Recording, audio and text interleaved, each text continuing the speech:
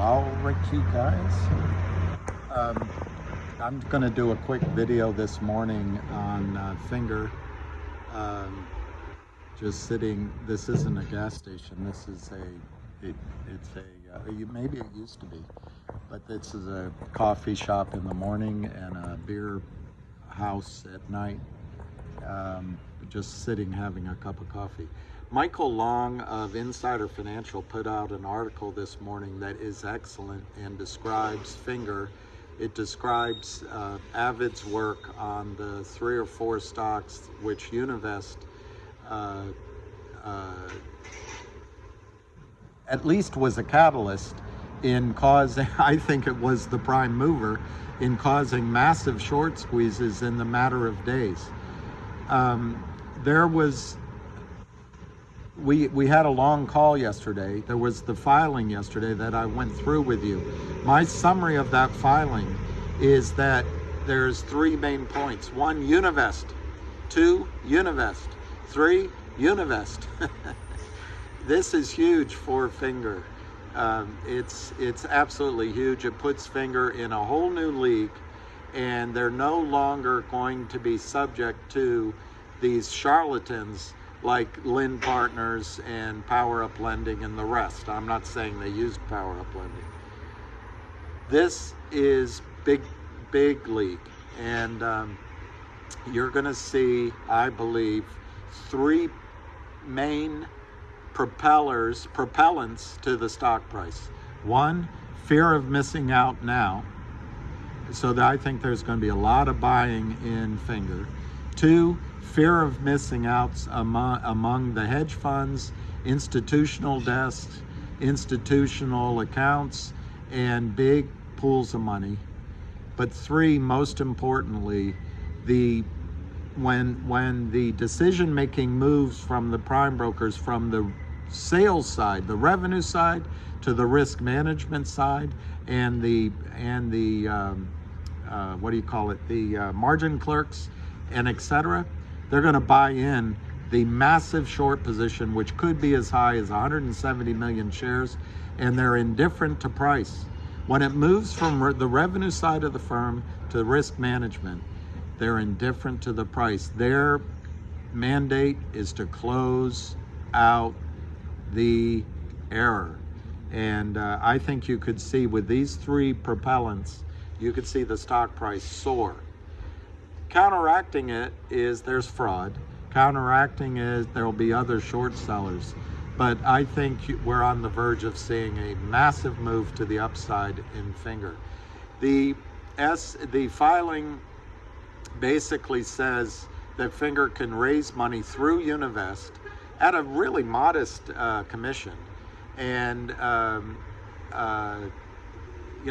it's 300 million on the top line, but they did file the supplemental prospectus to raise 25 million. But it is abundantly clear, as a lawyer would say, in that filing, that they're going to do it at market prices.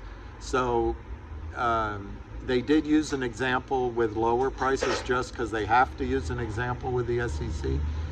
But just imagine imagine if the stock goes as $25. Let's be conservative. They could sell 1 million shares and raise all the money they need. This is massive. Finger is in a new league. They're not going to be diluted by these criminals from Germany and Canada and in the United States who sell shares without location, without a prospectus, without use of proceeds, without delivery, and destroy market caps. It's now our turn. It's now Finger's turn. We are probably going to see a prime broker go down. We're probably going to see devastation across shorts accounts, and boy, it couldn't happen to a nicer group of people. If you see a stalling or a pause in the price of Finger today or tomorrow, or they continue to fight for the rest of the week, I would view it as an opportunity to add to positions. Do not, I can't give financial advice, but as an exercise in thought, do not get shaken out at low prices. There's no reason to get shaken out of Finger.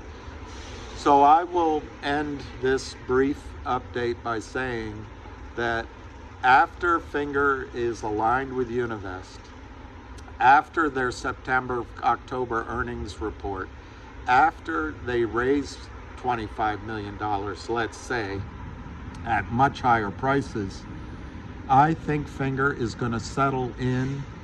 After all of this, if there's a squeeze, it'll settle in my judgment, between $20, $25, $30, $35 a share. So do what you need to. Don't turn, as Ham always says, don't turn a winning trade into a loser. Manage your money and take some money off the table to get your money back. But I wouldn't be in a hurry to sell your shares below those numbers, $20, $25, $30, $35, because I think you'll get a chance all day long after all of this to sell at those prices. So I think your focus maybe should be on sitting down with a pad of paper this morning, writing down, what's my dream? What do I want to accomplish with this trade? And then kind of, what do I feel like maybe is more reasonable? And I would aim for those two targets. Go for your dream. Be willing to accept maybe a more reasonable valuation. But this is truly a once in a lifetime, and I think GTII is right behind it, a once in a lifetime alignment. There's a storm going up to New York and Maine right now. Remember that movie, The Perfect Storm? This is the perfect storm. We're on the side of the storm. The shorts are on the side of being overwhelmed by a massive tidal wave and having their boats sunk to the bottom of the sea.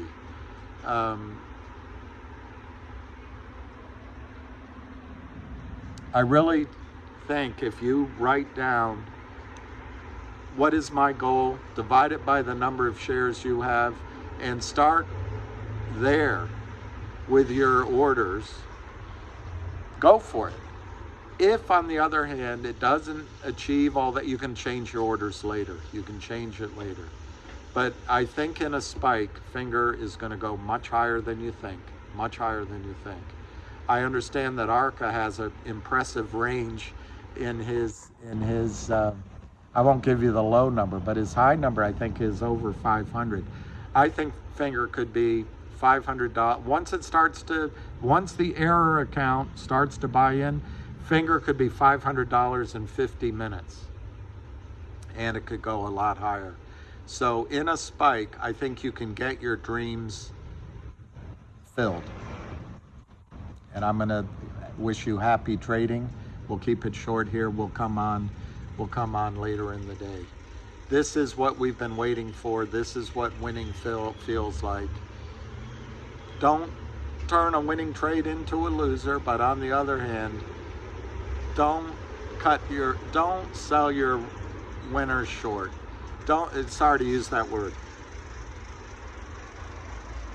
Go ahead and ride the wave. I think you can make more money here than you imagine.